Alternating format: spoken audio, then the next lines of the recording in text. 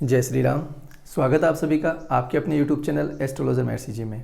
जैसा कि आप जानते हैं कि हमने एक सीरीज चला रखी है जिसमें प्रत्येक लग्न को हम स्टडी करते हुए चल रहे हैं।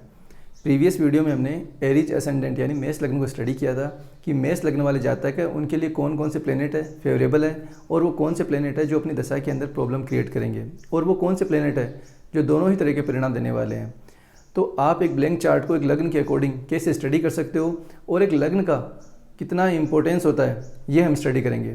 देखिए, जन्म कुंडली के अंदर लग्न इतना इंपॉर्टेंट क्यों माना गया है? क्योंकि लग्न क्या है? लग्न आपकी कोर पर्सनैलिटी है, आपका संपूर्ण व्यक्तित्व है। आप दिखने में कैसे रहोगे, आपका बिहेवियर कैसा रहेगा, आपकी सोचने समझने की सामर्थ्य कैसा रहेगा, ये सारी चीज़ें हम लग्न से देखते हैं।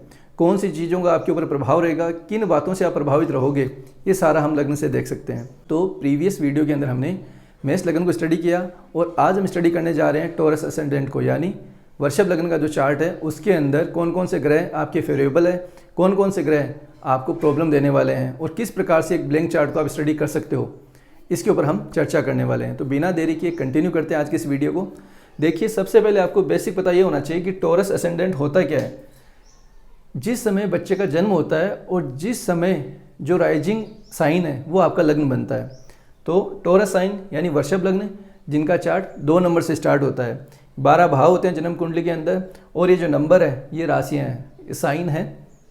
भाव हमेशा फिक्स रहते हैं और राशियाँ चेंज होती रहती है। देखिए, मैं यहाँ पर आपको बेसिक कॉन्सेप्ट क्लियर करता हुआ चल रहा हूँ ताकि कोई बिगिनर है, कोई न्यू कमर है, उसको भी समझने में आसानी हो। प्रीवियस वीडियो के अंदर हमने डिस्कस कर लिया था कि केंद्र स्थान कौन से होते हैं, त्रिकोण कौन से होते हैं, मार्ग स्थान कौन सा होता है और मार्केश किसे कहा जाता है।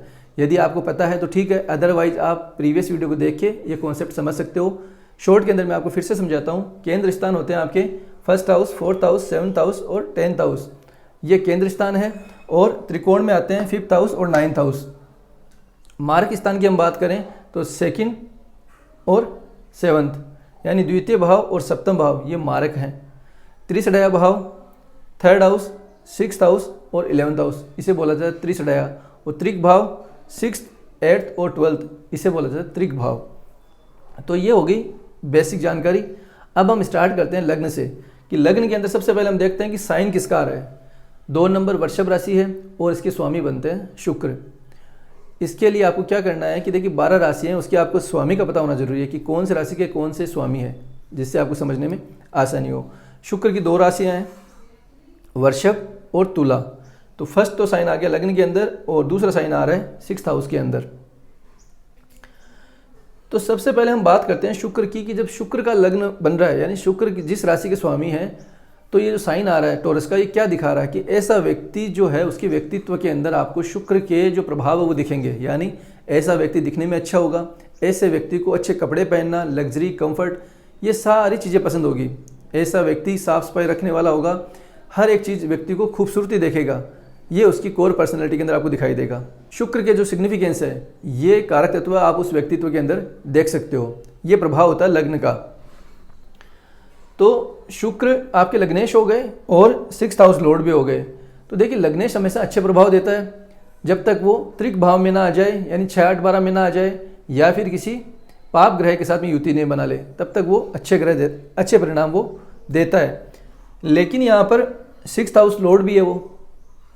तो यहाँ आप कंफ्यूज ना हो, यहाँ आपको ये देखना है कि जब एक ग्रह जो आपके लग्नेश भी है यानी योग कारक भी है और साथ ही साथ में वो किसी ऐसे भाव का स्वामी है जो त्रिसडया भाव भी है और त्रिक भाव भी है, जो कि 6th हाउस लॉर्ड जो कि त्रिक भाव में भी आता है और त्रिसडया भाव में भी आता है। तो ऐसी कंडीशन के अंदर आप क्या देख सकते हो, इसमें आपको ये देखना है कि शुक्र की प्लेसमेंट कहाँ है।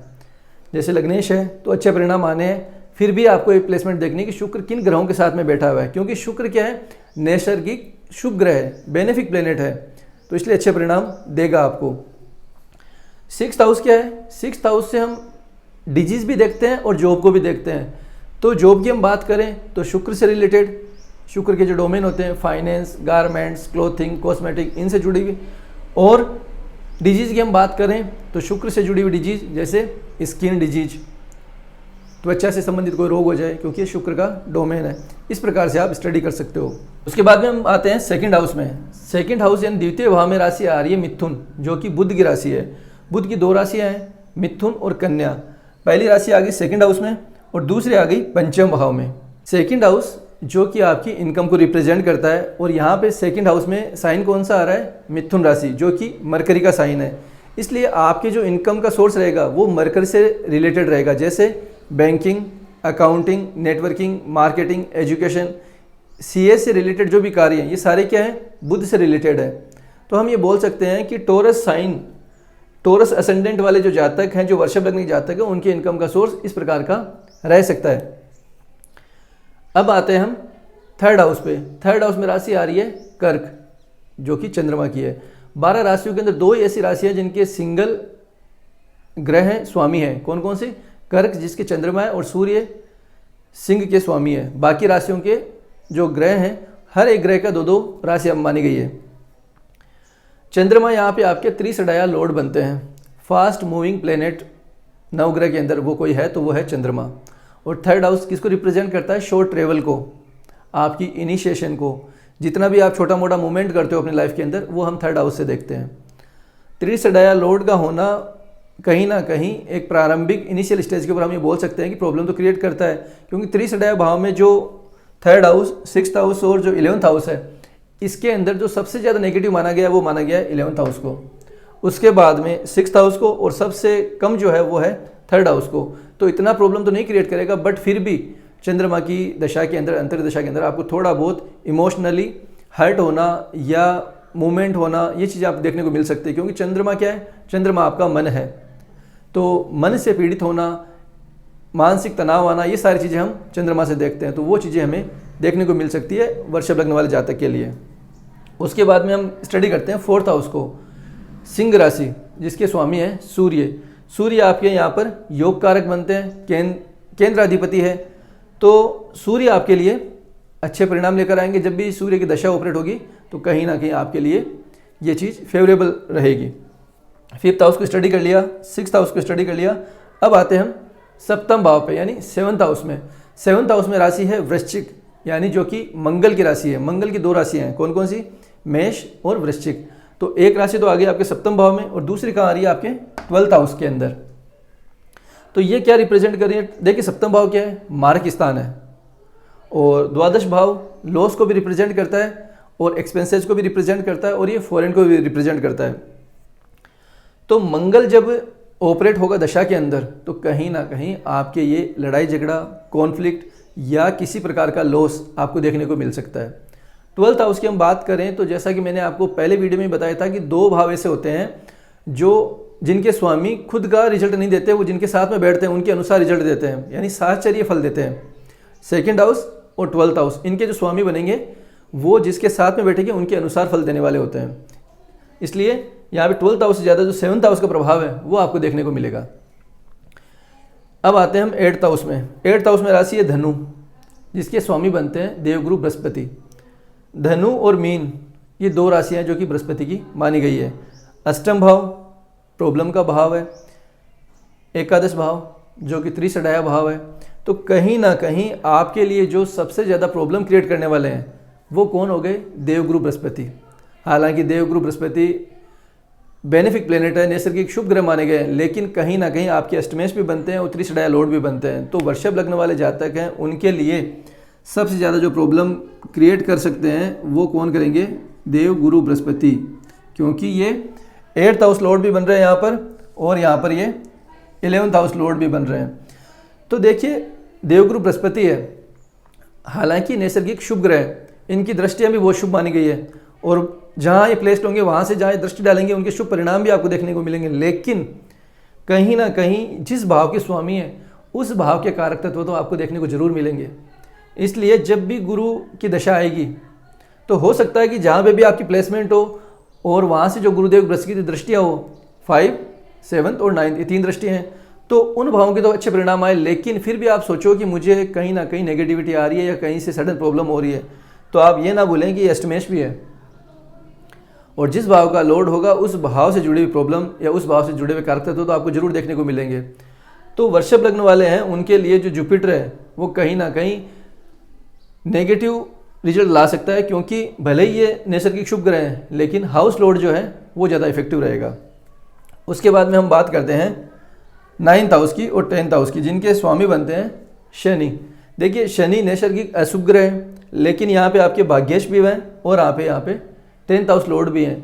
तो कहीं ना कहीं आपके लिए योग कारक यानी विष्णु स्थान जो कि केंद्र का है और लक्ष्मी स्थान जो कि त्रिकोण का है, तो शनि आपके लिए यहाँ पर सबसे ज़्यादा फेवरेबल हो गए।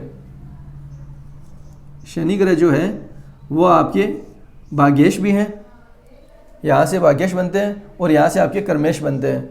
तो शनि आपके लिए मोस्ट फेवरेबल प्लेनेट हो गए टॉरस असेंडेंट के लिए। अब डिपेंड ये करता है कि शनि की प्लेसमेंट का है और आप कौन सा कार्य कर रहे हो, किस हिसाब से अपने कर्मों को संचालित कर रहे हो। देखिए नैसर्गिक शुभ ग्रह या अशुभ ग्रह अपने परिणाम लाते हैं, नो डाउट, बिल्कुल, लेकिन फिर भी आपके कर्म कैसे हैं वो भी मैटर करता है। तो टॉरस असेंडेंट यानी वृषभ लग्न वालों के लिए शनि ग्रह जो भाग्येश भी है और कर्मेश भी है, तो ये अपने आप में एक राजयोग बनता है कि शनि जो है ये मोस्ट योग कारक प्लेनेट बन गया और कहीं ना कहीं शनि की दशा के अंदर आपको बहुत सारे लाभ देखने को मिलेंगे, भाग्य का साथ देखने को मिलेगा, बशर्ते आप शनि से जुड़े हुए पॉजिटिव कर्म कर रहे हो तो अच्छे परिणाम और ज़्यादा देखने को मिल सकते हैं। तो इस प्रकार से जो वृषभ लग्न का चार्ट है उसके अंदर जो मोस्ट नेगेटिव प्लेनेट जो है वो तो हो रहा है देवगुरु बृहस्पति। हालांकि नैसर्गिक शुभ ग्रह, इनकी दृष्टियाँ भी बहुत अमृतुल्य मानी गई, लेकिन अष्टमेश और 11th हाउस लॉर्ड होने की वजह से ये आपको अपनी दशा के अंदर कुछ ऐसे सडन प्रॉब्लम देंगे जो कि 8th हाउस से रिलेटेड हो। और शनि जो कि नैसर्गिक अशुभ ग्रह माना गया है, कष्ट और पीड़ा का माना गया है, फिर भी आपकी भाग्येश बनता है, आपकी कर्मेश बनता है। यदि आप शनि से जुड़े हुए अच्छे कर्म कर रहे हो, लोगों की सेवा करना निस्वार्थ भाव से, डिसिप्लिन में रहना, एक अनुशासन से जीवन जीना, ईमानदारी से रहना, अपने कर्तव्य को अच्छे से पालन करना, तो शनि ग्रह यहाँ आपको अपने पूर्णतया फल देंगे। इसके लिए आपको शनि की प्लेसमेंट भी चेक करनी है कि शनि किस अवस्था के अंदर है, अच्छे ग्रहों के साथ में बैठा हो और अच्छे रिजल्ट देने वाला हो, अच्छी कंडीशन के अंदर, अच्छी डिग्री के अंदर हो। तो कहीं ना कहीं यदि कोई ग्रह जिसमें बल भी है और अच्छे भाव का स्वामी भी है तो अपने पूर्ण फल दे पाता है। तो ये जो हम जानकारी स्टडी कर रहे हैं ये बेसिक जानकारी है, इनसे आप जो अपने चार्ट को देखकर आइडिया ले सकते हो कि कौन सा ग्रह आपको फेवर करने वाला है। तो इस हिसाब से आप देख सकते हो कि जो शनि ग्रह है वो वृषभ लग्न के लिए मोस्ट फेवरेबल प्लेनेट है। और इसके अलावा जो नेगेटिव प्लेनेट है देवगुरु बृहस्पति, वैसे नेगेटिव नहीं है ये कि देवगुरु बृहस्पति वैसे नैसर्गिक अशुभ है, वैसे तो नैसर्गिक शुभ ग्रह है, लेकिन ये अष्टमेश और 11th हाउस लॉर्ड की वजह से ये अपनी दशा के अंदर कुछ ना कुछ प्रॉब्लम आपको देता रहेगा। और लग्नेश की हमने स्टडी कर ली, इनकम के सोर्स को हमने स्टडी कर लिया। तो इस प्रकार से एक ब्लैंक चार्ट को आप केवल लग्न के हिसाब से बहुत सारी प्रिडिक्शन देख सकते हो, उनका जो व्यक्तित्व वो देख सकते हो, उनका इनकम का सोर्स देख सकते हो, कौन सा ग्रह इनके फेवरेबल है और कौन से ग्रह से इनको सावधान रहना है, उस दशा के अंदर इनको सतर्क रहना है। इस प्रकार से आप ब्लैंक चार्ट से बहुत सारी प्रिडिक्शन देख सकते हो। तो इस प्रकार आज हमने वृषभ लग्न को स्टडी किया कि वृषभ लग्न के लिए कौन कौन से ग्रह किस किस प्रकार से मारक हो सकते हैं और कौन कौन से योग कारक हो सकते हैं। तो आशा करता हूँ कि इस सीरीज़ का सेकंड वीडियो आप लोगों को समझ में आएगा। और यदि आप बिगिनर है और आपके कोई डाउट रहता तो आप हमें कमेंट करके पूछ सकते हो। तो आगे फिर मिलते हैं, तब तक के लिए जय श्री राम।